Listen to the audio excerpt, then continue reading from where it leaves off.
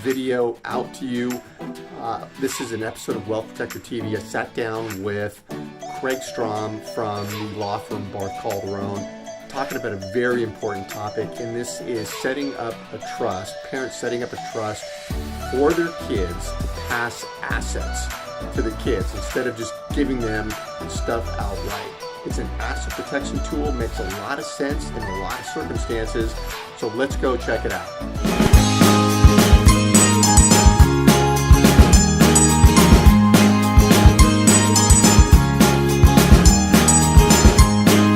Hi, everybody. This is Paul Hitchcock, and welcome to Wealth Protector TV.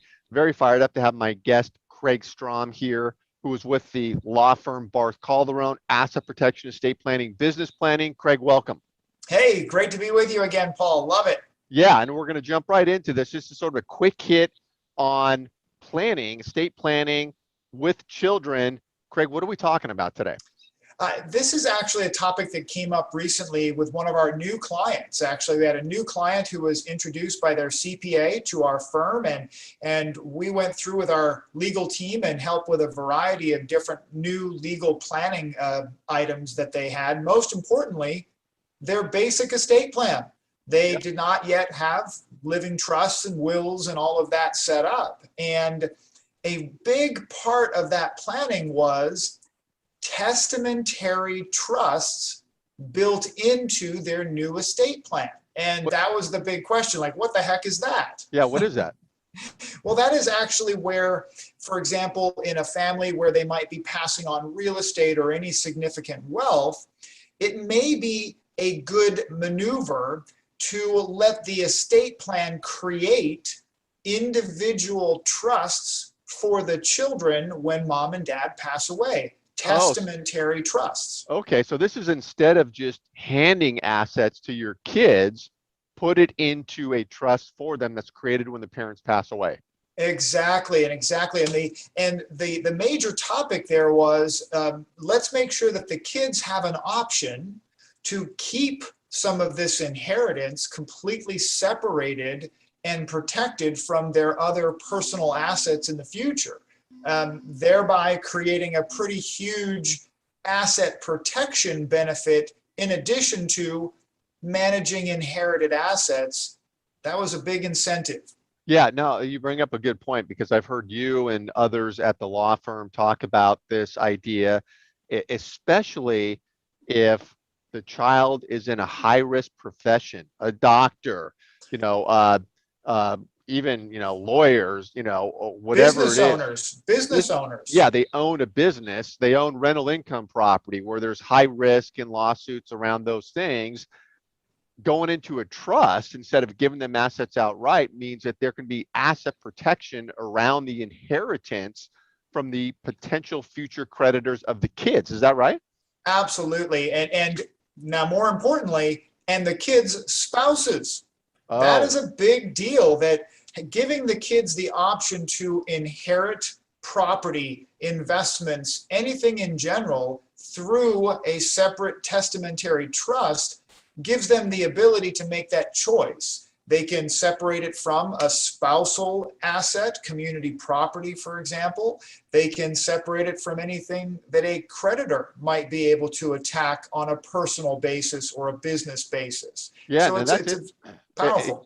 Yeah, and that's interesting, because if you get an inheritance, I know there's separate property with inheritance, but then if you start commingling that with your marital assets, it gets recharacterized, and then if there is a divorce, your ex-spouse becomes a creditor. Yes. And then it's all murky, right? So if you have it in this separate trust, doesn't mean you lose control, right? You still have access and all that. Absolutely. You still maintain control, the ability to use the asset and benefit from the asset. However, creditors, predators, floozies and gigolos, like I always say, it makes it very difficult for them to then come after those assets because they are held separately in a protected way. Just makes it a bit more safe, if you will. Yeah, and this is where, Craig, that there needs to be a conversation between children and parents, right? And that can be somewhat tricky, but I know you help with that also as families are going through this, is there's got to be open dialogue there.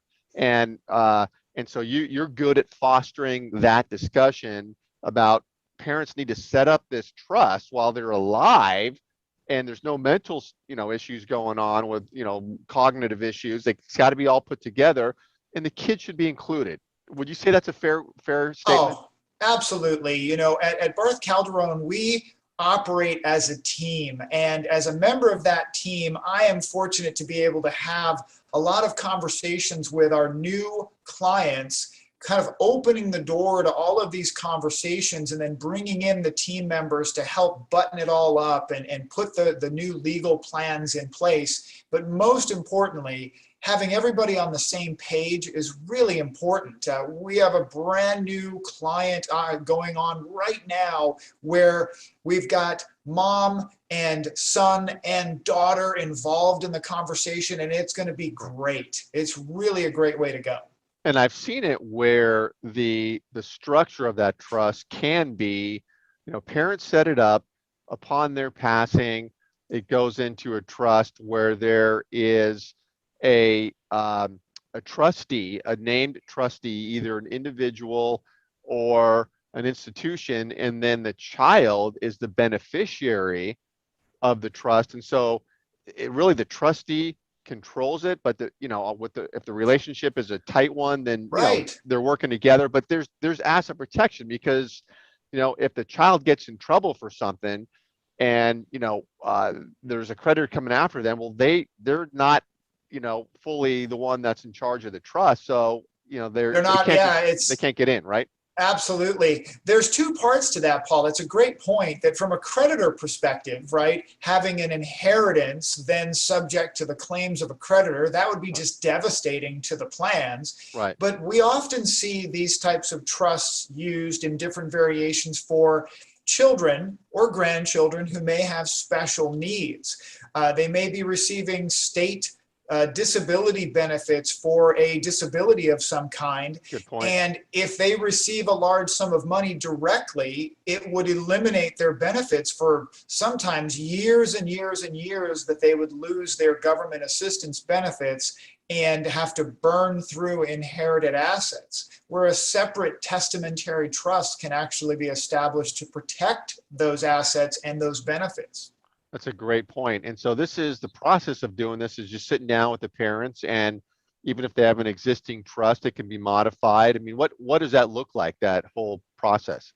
It really is just that. It starts with a conversation. Some of the deeper conversations that I've had just this year have been with folks who have researched getting DIY estate plans done online, going to the interweb and getting some discount estate plan. Right. And then I ask the question, well, how is the special needs provision going to be established, or the testamentary trust options and the details that are not present when you do the DIY side? That's where a deeper conversation really pays off.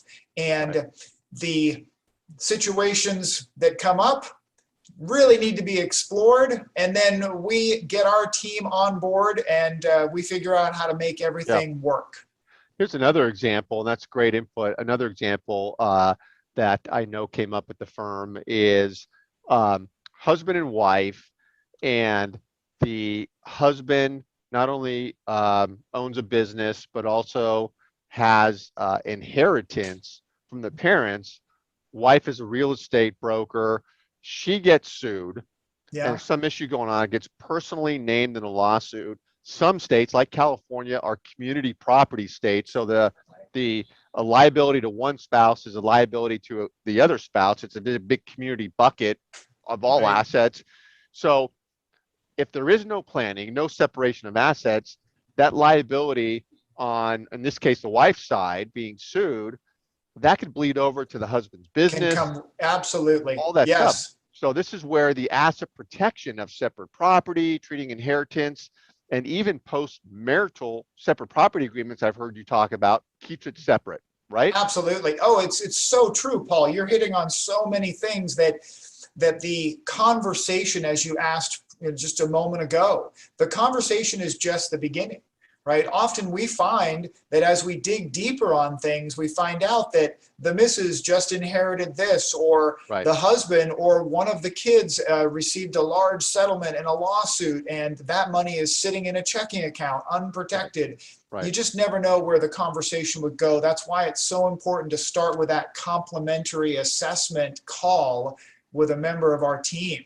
Right. Really Yeah. good. Yeah. Yeah, and I got to mention this one other, because this is a call that came into the firm yesterday. Is an individual owns rental income property. Okay. Also is the executor for his deceased father's estate. So he's got properties going on there that are transferring over. Hard money lender lent money and ended up having to foreclose on a property with a tenant, the tenant suing for $5 million, and has an attorney attacking.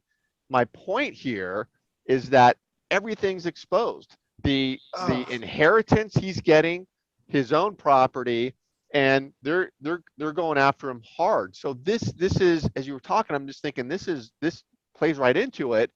Is, had he had asset protection set up and all the ducks were in a row, right, he'd be safer. So, absolutely. Isn't this a great example of what we're talking about? It is a perfect example. It really comes back to simple and cheap is not always good. Most likely not good at all. It's actually the wrong way to approach some of the most important estate planning and financial planning you might ever do, in the form of getting your personal affairs in order legally and protecting your assets. It's really not something that you want to just DIY it. It's important to have it done right. Yeah, because it doesn't matter if nothing ever happens. It's when something happens exactly that you need it to work. And that's, I know, where people call you and the firm and say, uh-oh, I got this thing going on, and now they're scrambling. Yep, had that call 2 weeks ago, Paul, and I had to be the one to say, sorry, it's too late. Right. And I know we've received those calls too many times, and this is why we do these types of videos and conversations with you and I and the rest of the team. Is we really want to motivate people to just pick up the phone and get that assessment, take action on it, because like you said, if it never happens, nobody ever feels that pain. But when it does, it's really painful for us to have to be able to say, we can't help. Yeah, no, love it, Craig. And I know for all those of you watching, wherever you're watching this video, because we stream these everywhere, Facebook, LinkedIn, YouTube, and blogs, that we always around it have a complimentary assessment. You can get one-on-one with Craig and the rest of the team and look at your situation. Small, medium, or large, it doesn't matter. We're here to give input. We just have a passion about getting out there and helping people to get organized, because we see it on the other side where there's so much pain when something goes on. So, Craig, great to have you. We'll be doing this again shortly. Appreciate you being here, and thanks everybody for listening. Awesome, Paul. Take care. Okay.